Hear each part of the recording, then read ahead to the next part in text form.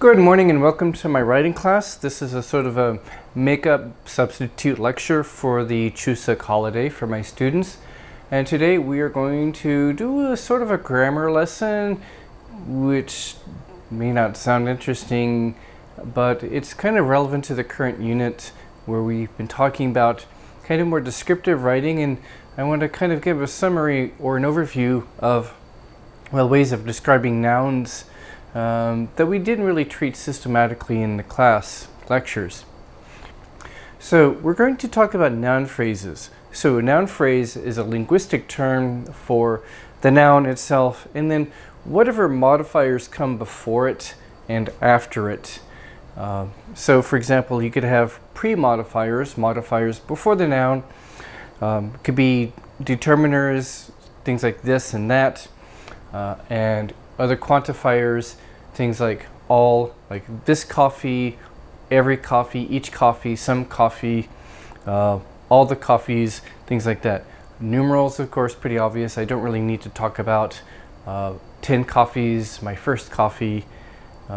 Articles like an, the, or lack of an article, I drink coffee, or I had a coffee this morning. And adjectives like bitter coffee, sour coffee. As you can tell, I like coffee. I talk about it a lot. Then you have also post modifiers, and those are things that might come after a noun that describe the noun. It could be a prepositional phrase, the coffee in the pot. It could be a relative clause, the coffee that I ordered online. It could be other things, as we'll see in a few minutes. So first, let's talk about articles, actually, because some of the stuff you were taught about articles may be wrong if you have learned English as a second language. And I hate the term article. It's kind of a dumb term, but we'll have to go with it. Anyway, no article.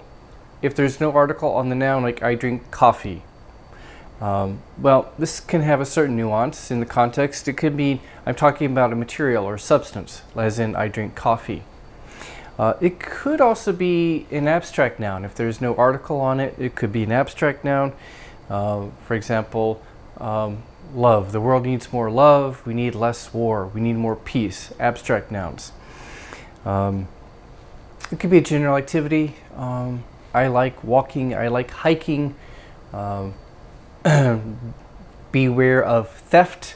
Theft is an abstract or somewhat of a general activity. So not a particular theft at any time or any place, but theft in general. Be careful about theft. Beware of theft. Having an article on the noun could indicate that it's more of an object. I drink a coffee. You see, it's gone.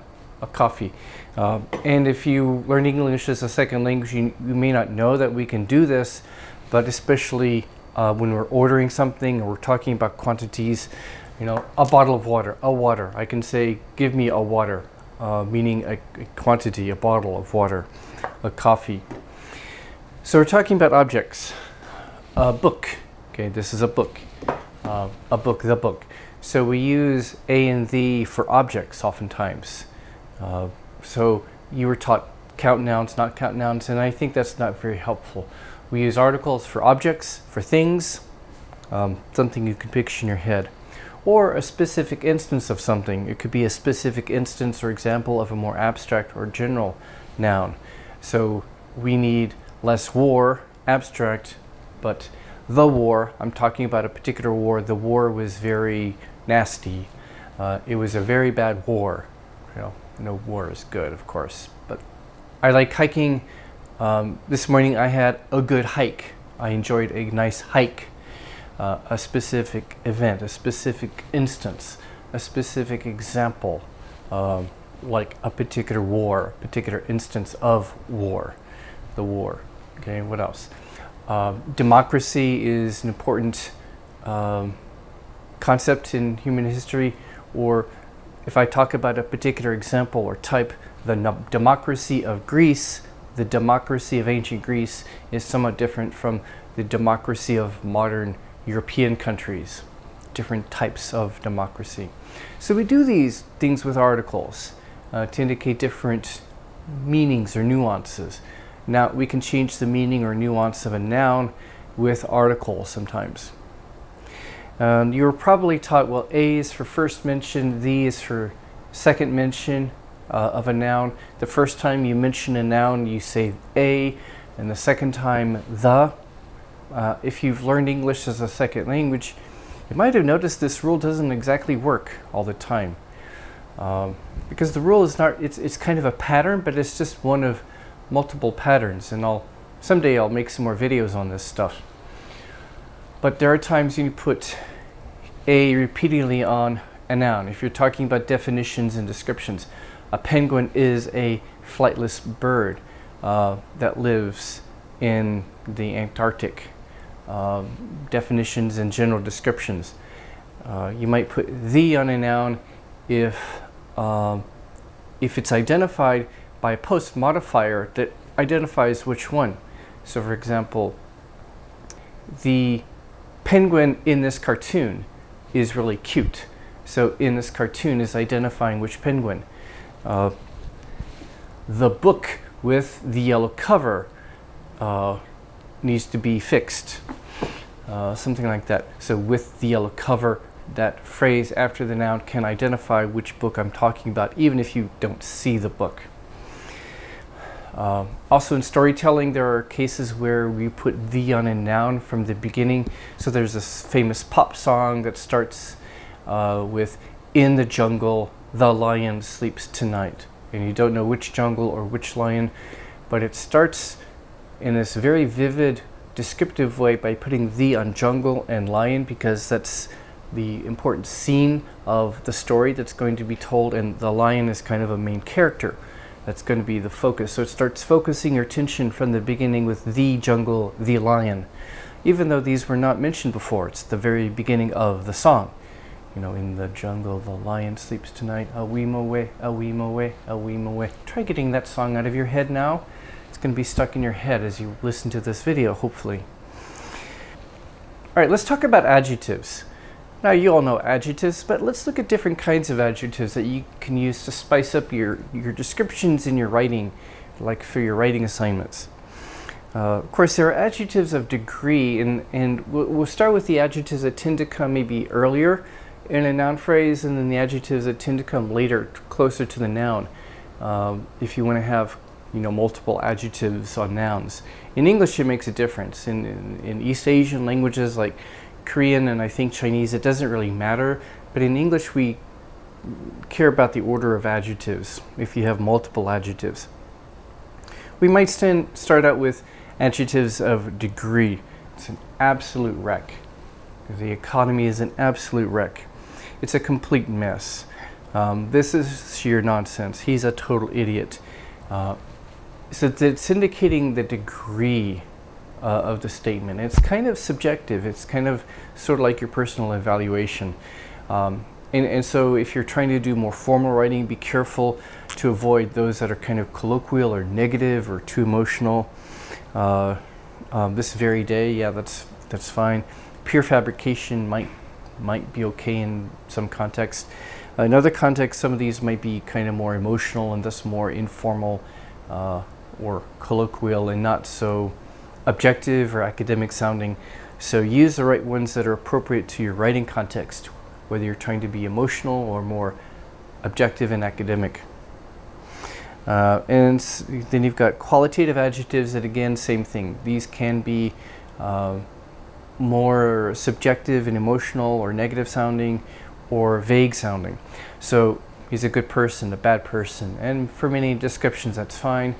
But words like good and bad are quite vague and not really good for an academic context if you're trying to be academic. Instead, a generous person or malicious person, I mean, what specific qualities do you mean by good or bad? Be more specific and maybe more objective if you're trying for academic, objective sounding writing. A beneficial outcome, a suitable result. Those are more objective and academic sounding. If you got quantity adjectives like the only way, occasional storm, quantity and frequency, and such. and adjectives about time and location tend to come next, like a future appointment, an old friend, a right arm. Associative adjectives, kind of hard to define. They have more to do with not exactly the noun itself, but the context or what the noun is about. What kind of problem? An economic problem. What kind of official? A public official. What kind of dilemma? A moral dilemma. What kind of novelist? The Gothic novelist. So it doesn't mean the novelist herself is Gothic. It means that she writes Gothic novelists.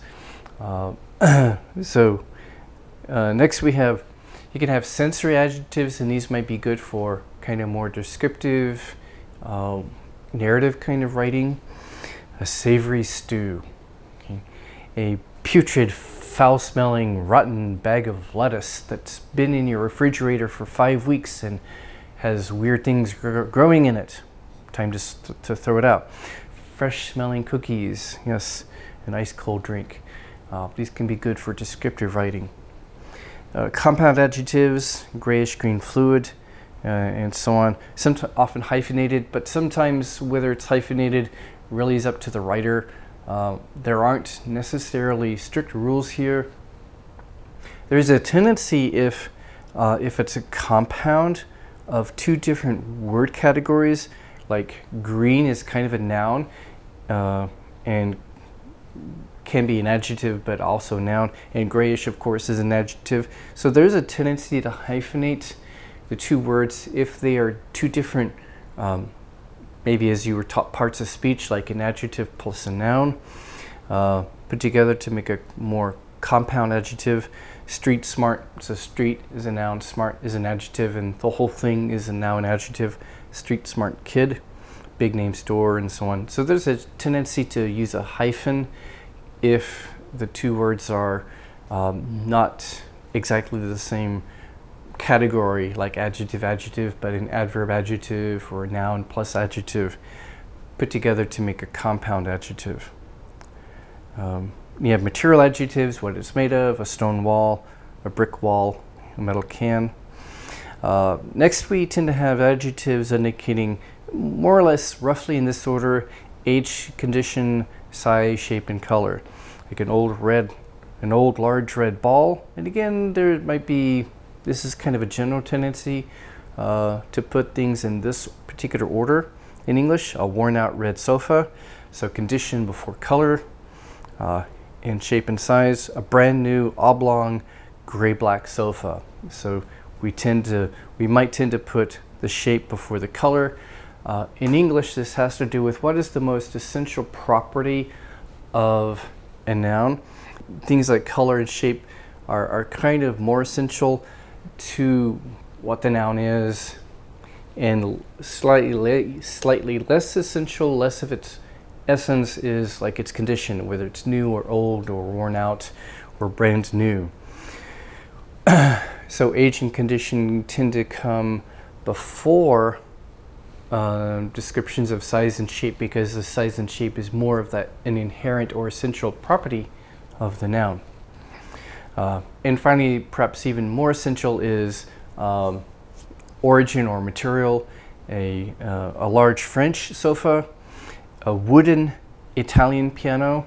So material and origin, depending on what you're emphasizing, a wooden Italian piano or such. So generally origin is perhaps most essential, and then the material, sometimes you might switch those, but an old wooden Italian piano from Italy. Now, that's the general order of adjectives, and you can go to my website and review this if you want to see more about adjective order. I'll put the website link at the end of this video, toward the end. We also have participles. So a participle is like a verb form that's being used as an adjective to modify the noun.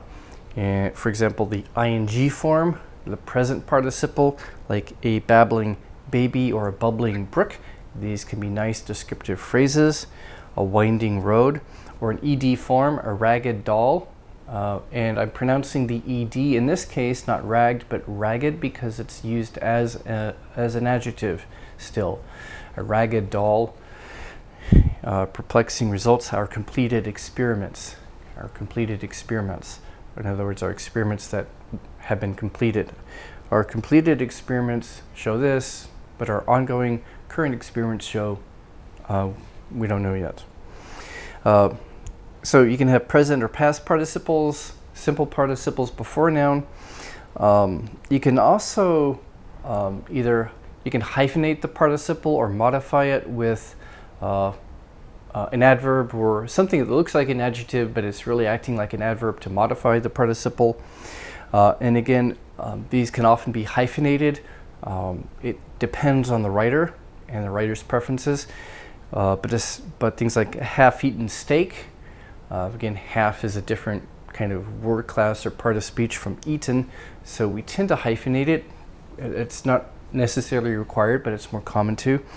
A man-eating plant, man-eating shark, an awkwardly flying duckling. Awkwardly is just an adverb modifying flying. Well-worn shoes, again, if it's a very common modifier like well, bad, ill, there is a tendency to hyphenate it, but it's not required. Well-worn shoes, well-fitting clothes, an ill-tempered, bad-tempered, hot-tempered child. So a participle with minimal modification, like just an adverb, can all be before the noun. So here we can see it all together, more complex adjective noun phrases, an old large red ball, or a couple of items from these are titles of some famous pop songs. An itsy bitsy teeny weeny yellow polka dot bikini. It's kind of a rather silly song from a long time ago. Really old song, a one-horned, one-eyed flying purple people eater. Look it up. It's a cute song. Find it on YouTube, I think. Two very well built brick walls, or a seemingly small worn out red sofa. So you can see the adjective order here in these kinds of examples. Now let's talk about post modifiers. I mentioned a simple participle phrase can go before noun, but if you want a more complex participle phrase, it tends to go after the noun. It's just easier for us to process.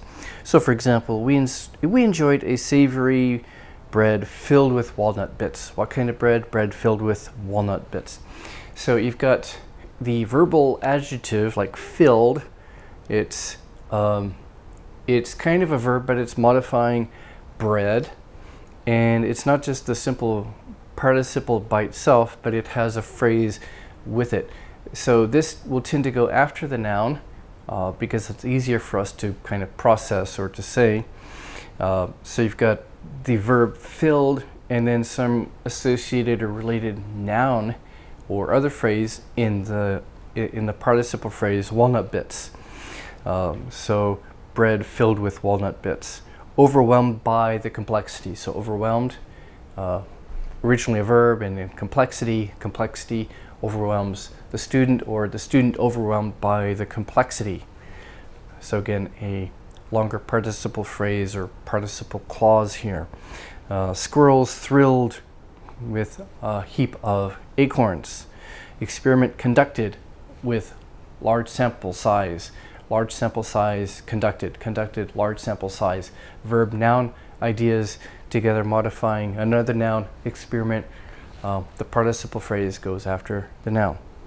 An ing form suggesting that with the following kind of phrase or clause to modify it. Notice that these tend to be better, especially if they are just descriptives. To describe the noun, tends to flow better than using relative clause. Savory bread, that was filled with walnuts. The relative clause just makes it a little too wordy and it doesn't flow as well. It flows much more smoothly and concisely, briefly, with a simple participle phrase, bread filled with walnut bits. A student that was overwhelmed by the complexity, only if you want to emphasize the verbal idea, but otherwise in this context it just flows better if it's a simple participle phrase. Student overwhelmed by the complexity. Squirrels thrilled with acorns, rather than squirrels that were thrilled with acorns. It's just too wordy. Doesn't flow as well here. Prepositional phrases. You can use prepositional phrases to modify a noun. If you want to brag, you can say, "I'm the man with the plan." I'm bragging. I've got it all. I know it all. The graphics card of the highest caliber quality. The gravity of the situation. The satellite in orbit. So which satellite? The one that's in orbit above Australia. So you can see that some of these identify the noun, which makes it possible to use the on a noun.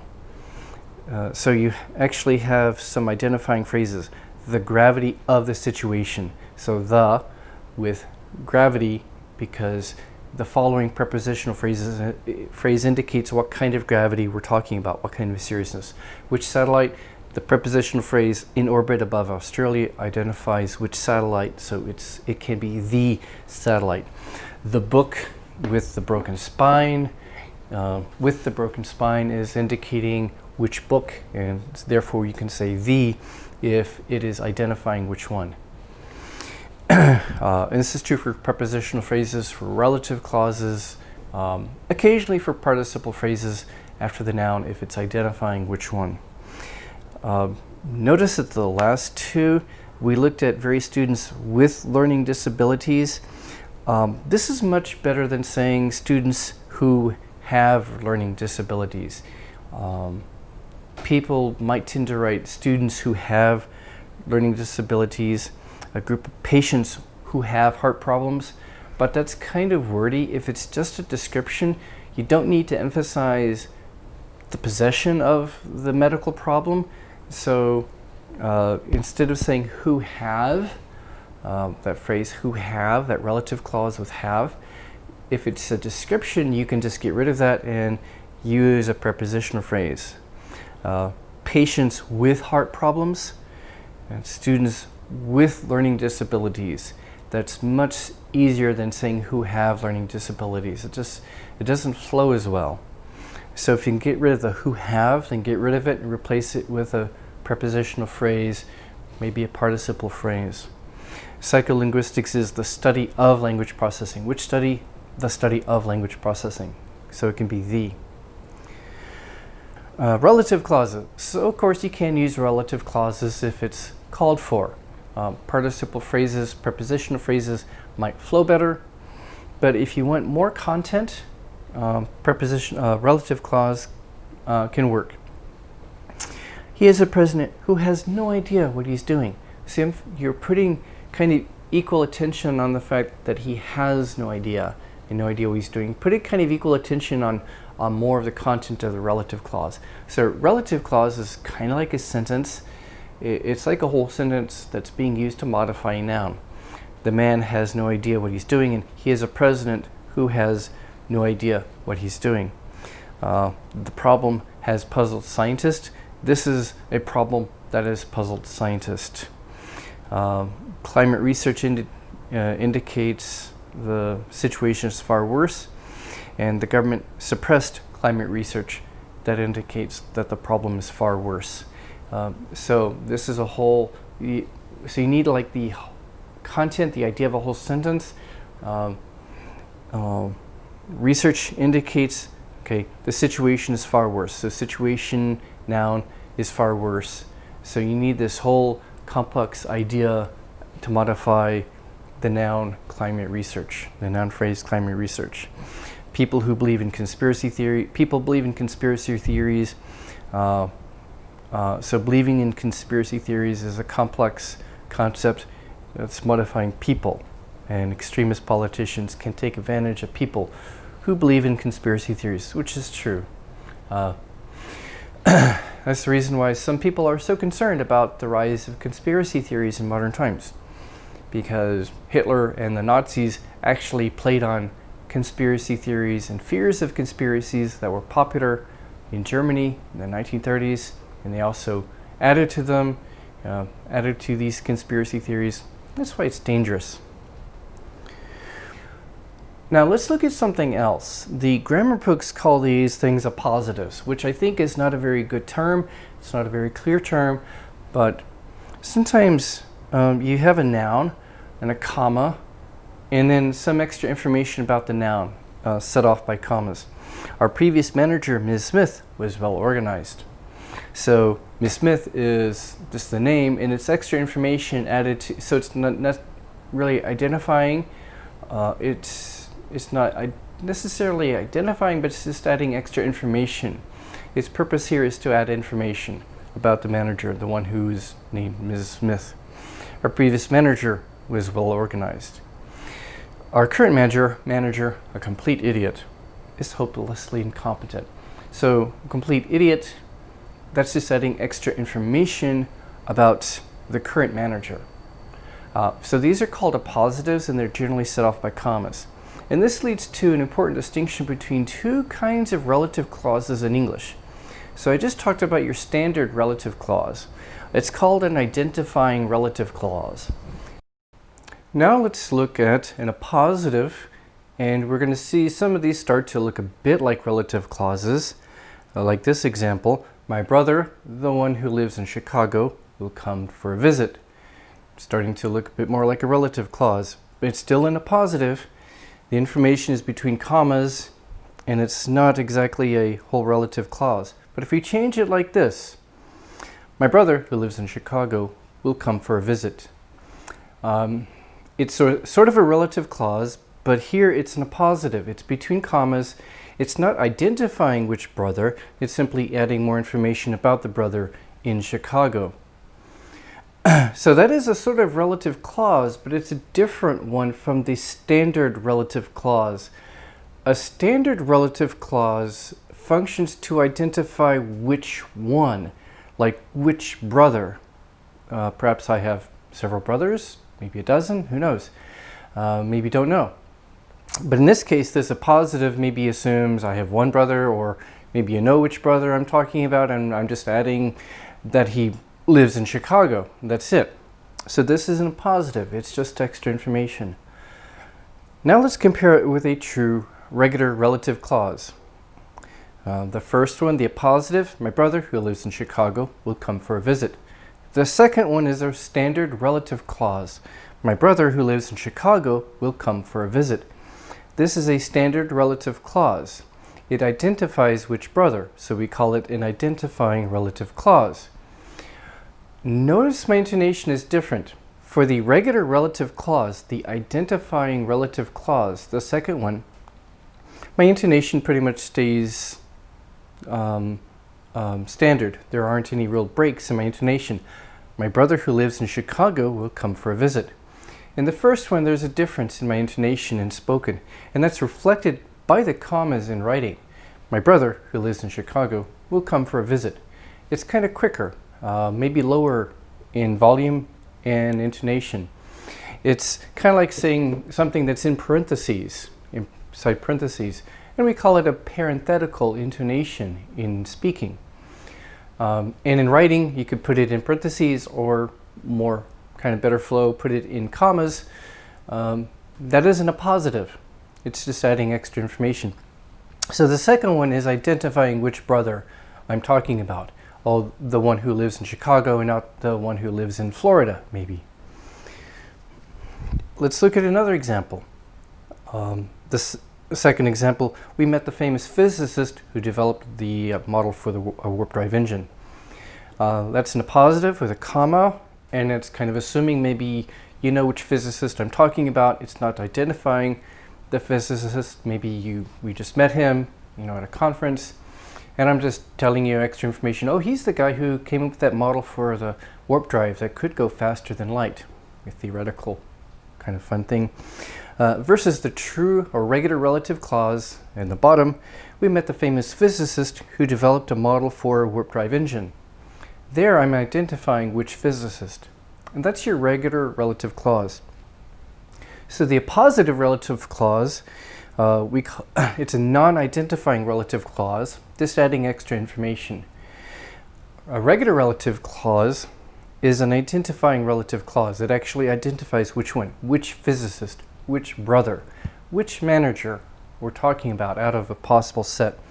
The traditional grammar term you see in older grammar books or in more formal grammar books for the regular relative clause is a restrictive relative clause, which might not make sense unless you have studied logic and do these diagrams, and this is like the whole set of things that logically you could be talking about. This is a whole set of possible brothers that might exist, and then I'm identifying one, the brother who lives in Chicago, so I'm restricting the noun brother to this one who lives in Chicago. I'm restricting the set. It's kind of a theoretical, logical term, and it might not make much sense if you're not used to logic.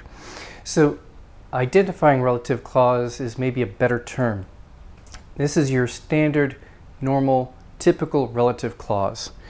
The non-identifying or positive relative clauses are called non-restrictive. It's not restricting the set to identifying one.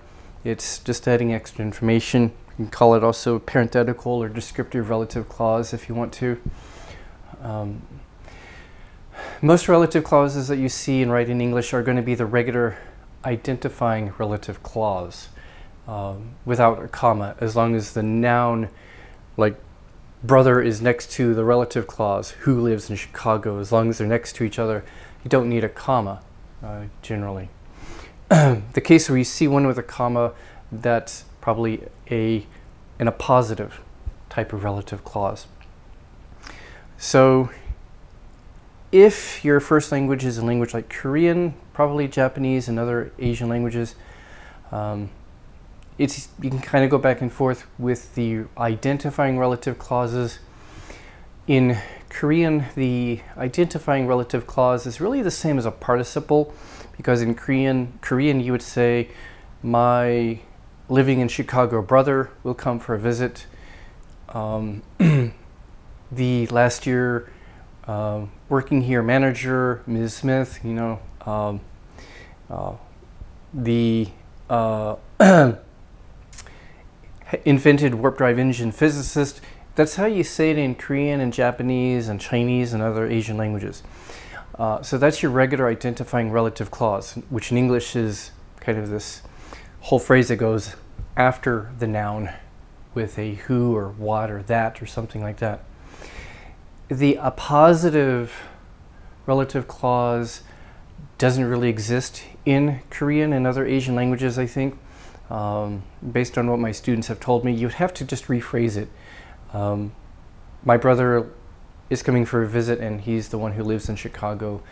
Or we met the famous physicist, he invented the warp drive engine. You'd have to break it up into separate phrases because the appositive relative is something that exists in Western languages with the sort of word order that we have, and it doesn't translate directly into East Asian languages with the kind of word order that you have for relative clauses in East Asian languages, though at least Japanese, Chinese, Korean, the ones that I'm kind of familiar with. So, in this video, we have kind of seen that there are different kinds of adjectives you can use. You can think about which adjectives do you want to use to kind of spice up your descriptions, as long as you don't overdo it and you can't just pile on adjectives just for fun, but something that is descriptive, it's easy for the reader to read. If it's not, too many adjective phrases just piled onto a noun might be hard to read, but something that kind of communicates clearly to the reader in a fairly concise and descriptive way with adjectives, with participles, when necessary, when it's appropriate with relative clauses. We need that full set of information to describe a noun. So we've seen there are different pre-modifiers and post-modifiers, and there are some special kinds of modifiers that we occasionally use, like positives and such in English. If you want to know more about or want to review, say, the adjective word order that I've talked about, or want a little bit more information, a little more examples about adjectives, I've got a little bit more on my website here, nwiki.org/w/adjectives. or just go to the main page in wiki.org and then type adjectives in the search box and it will take you there. So you can get to my website if you want to review this material. And that's kind of how you describe nouns in English and the different options you have depending on the kind of information you want to pack into your noun phrases. If you have questions, leave them in the comment section down below in the YouTube comment section, and I will see you next time. Goodbye.